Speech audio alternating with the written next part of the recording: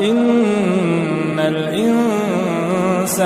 خلق هلوعا إذا مسه الشر جزوعا وإذا مسه الخير منوعا إلا المصلين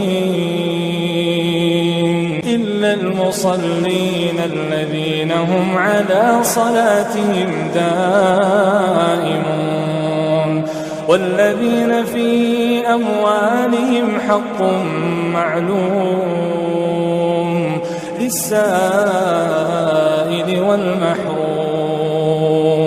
والذين يصدقون بيوم الدين والذين هم من عذاب ربهم مشفقون إن عذاب ربهم غير مأمون